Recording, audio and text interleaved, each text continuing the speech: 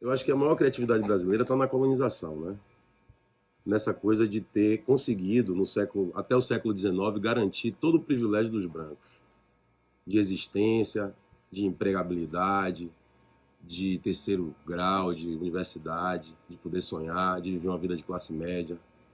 Então, acho que a criatividade brasileira ela foi pautada na colonização e foi muito bem feita. Você não pode imaginar um país do tamanho do nosso continental que fala somente uma língua, que foi proibida de falar o Tupi-Guarani em 1753 pelo Marquês de Pombal, ou 1770. Depois da Covid, já não estou mais tão certo das datas assim, anuais.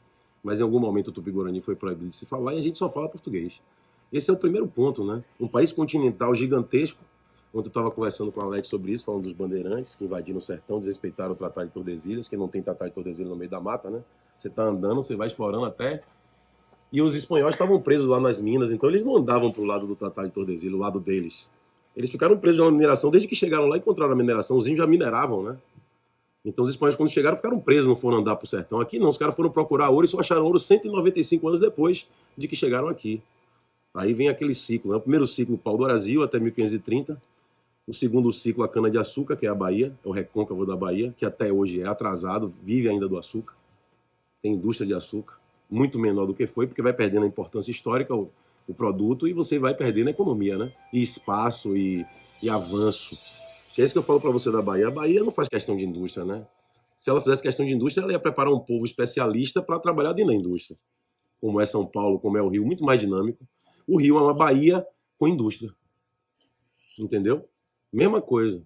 Mas o que eu estava conversando com vocês sobre a colonização portuguesa, que a gente não pode perder o foco, a criatividade, os caras conseguiram unisonamente, de maneira uníssona, colocar a língua portuguesa no nosso meio, que a gente, e até hoje ninguém sabe falar. O nosso povo baiano não sabe falar português. É uma língua colonial, é uma língua que inclusive humilha quem não sabe falar, né? Que torna esse povo menor, porque não sabe falar português até hoje. Olha que ponto, né, muito focado na história, que é você primeiro empurrar uma língua para um continente, que é o Brasil. O Brasil é um continentão, com 28 estados do tamanho da Europa Ocidental. E você conseguiu espalhar essa língua unissonamente a todo o país.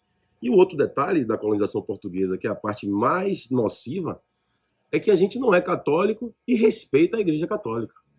O que a Igreja Católica diz tem uma suma importância. Parece ainda que a Igreja Católica está atrelada ao Estado sem estar. Aqui na Bahia, por exemplo, os programas de jornal, eles agendam, a agenda da Igreja Católica está todo dia na TV. Então, para a Bahia, a Igreja Católica é um negócio muito respeitado, né? E a Bahia é o primeiro lugar. Então, isso vai passar, de certa forma, para os outros lugares do Brasil. Você vai para o Brasil, é uma coisa só. O Brasil eu já viajei bastante, e eu posso dizer a vocês, tem os brancos espremidos no litoral.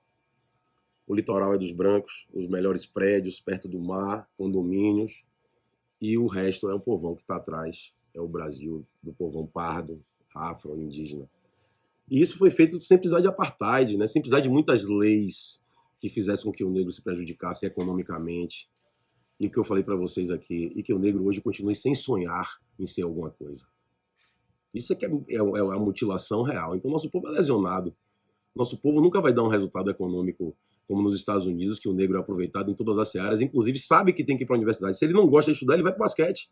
Ele vai para o futebol americano, mas ele vai entrar na universidade, inclusive com bolsa. Tá entendendo? Então, pô, quem quer ser grande não pode lesionar seu povo. E não pode manter seu povo na lesão. Mas eu entendo isso é até o século XIX, e no século XIX foi quando fechou o caixão, né?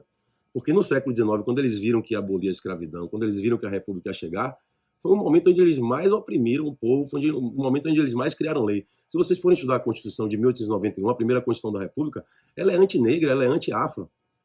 Ela joga o negro na sarjeta, tira da senzala e diz a ele que se ele for pego vadiando, ele vai ser preso. Se ele for pego dançando capoeira, ele vai ser preso. Se ele for pego fazendo samba, ele vai ser preso.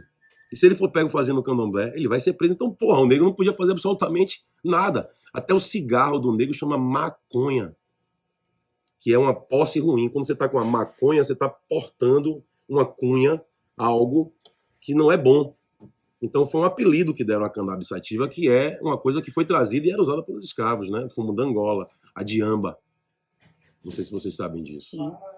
Então, eu acho que a criatividade brasileira, ela tem que ser enaltecida nessa área, nessa parte da colonização, que é uma colonização muito perfeita, muito mais competente do que a colonização inglesa nos Estados Unidos, muito mais competente do que a colonização espanhola é na América Latina inteira e no México, porque aqui as garantias de ser branco, os privilégios de ser branco, eu queria passar um fim de semana sendo branco. Não queria durante a semana, não. Tem que trabalhar. Eu queria só um fim de semana para eu ver como deve ser porreta ser branco no Brasil. Porque eu sinto isso desde pequeno. Fui criado entre os brancos, fui alçado a uma classe média privilegiada, mas tendo o cabelo duro e sendo pardo, sempre fui tratado como negro, né? No Brasil pouco importa se você é muito escuro, pouco escuro. O que interessa do Brasil é como ele vai lhe ver, como ele vai lhe analisar. E o Brasil sempre me tratou como negro. Até a última vez agora, que eu falei aqui ontem também, que eu fui fazer uma seleção na Unifax, que é uma universidade particular de Salvador, que recebe a classe média alta, que paga 2.500 de mensalidade, e me estranharam lá, né? Na verdade, me disseram, você passou na banca, mas a gente não sabe o que é que os alunos vão achar de você. Eu aí tentei apelar ainda, dizer que estudei na escola mais cara da Bahia, tentei apelar mostrando o meu endereço. Mas nem assim eu deixei de ser negro. O cara não deixa de ser negro porque está na classe média, porque tem uma posse a mais, ou porque está rico. Enriqueceu, deixou de ser negro, como o Brasil costuma a vociferar por aí. Mentira. Você vai continuar sendo negro. Vão continuar olhando de maneira diferente. É assim, eu sei até fazer a escala de racismo no Brasil. O Rio de Janeiro é o lugar mais racista do Brasil, né? Conheço o Rio de Janeiro muito bem. Entende? Então é mais ou menos isso. Eu acho que a criatividade brasileira ela tem que ser enaltecida nessa competência portuguesa de ter conseguido fazer esse continente falar português, respeitar a Igreja Católica e onde o homem branco é o cara. Né? Acho que os Estados Unidos tentam rivalizar com o Brasil e não conseguem. Os Estados Unidos tentam rivalizar com o Brasil para ver se o branco lá é mais privilegiado, mas não é. Até porque lá esse espaço de privilégio ele acaba caindo para a lei. Né? E aí você sabe que o negro vai buscar na lei fazer alguma coisa por ele dentro dos Estados Unidos. Os direitos civis, né? A briga há 50 anos é essa, né? De derrubar as leis que prejudicaram. Aqui não está pautado nisso, aqui está pautado na mentalidade das pessoas. Se não, a lei eu consigo mudar, mas como é que eu vou mudar a mentalidade das pessoas, que é o que você queria? Como é que eu vou mudar esse quadro aqui que você me apresentou aqui agora, de um negócio porreta, que você acaba de me apresentar, mas que tem essa... Né, na hora do RH, a gente está de fora. E pode ter mestrado, pode ter doutorado, pode ter o que for, você vai ficar de fora sendo negro. Não é impressionante isso? Sendo brasileiro. Então, Edson Gomes me falava até uma coisa, que ele tem até uma música falando sobre isso. Ele dizia, bicho, aqui eu não torço nem para a seleção brasileira. Porque a gente não é brasileiro. A gente não é tratado como brasileiro. Não é reconhecido como brasileiro. Nós somos estrangeiros aqui até hoje, nesse território. Isso é óbvio. Isso que está falando para vocês é um cara que é extremamente privilegiado, que tomou aula de piano, que teve amor de gente branca assim. Minha professora de piano é uma pessoa fantástica. Porque não é a cor da pessoa, bicho. Quando a gente está falando de branco, a gente está falando de você, ou dele, ou de qualquer pessoa que seja considerada branca. A gente está falando de um coletivo. A gente está falando de algo que foi feito no século XIX para garantir que vocês, filhos dos brancos, tivessem essa vida que vocês levam, sem se preocupar com polícia, sem se preocupar. Vocês existem. Vocês simplesmente existem. Enquanto a gente está com caraminhola na cabeça, com problema. O próprio gueto já é um problema material para a gente. Né? E ninguém quer estar no gueto, como ninguém quis estar na senzala. Nós brigamos 400 anos para estar fora da senzala e nunca tivemos, nos livros de história, esse reconhecimento que nós lutamos. Enaltece uma princesa que assinou uma lei quando só tinha 5% de pessoas cativas. Todo mundo já tinha conseguido sua liberdade e ainda hoje se fala uma princesa Isabel, que foi um negócio completamente... coisa de Brasil, né? Então, acho que a gente tem que prestar atenção nessa criatividade brasileira, que é ter conseguido realmente fazer essa Brancolândia funcionar até hoje de uma maneira intacta, de uma maneira que quando a gente fala parece que a gente está querendo algo que é super, que não existe, que é a democracia racial, aquelas coisas que já, inclusive, já foram ultrapassadas por outras metodologias científicas, por outros autores, né, que não Gilberto Freire, pelo Sérgio Buarque de Holanda, pelo Darcy Ribeiro, com nomes que já deixaram aí sua marca na história da sociologia brasileira, né, na historiografia e na sociologia escrita do Brasil.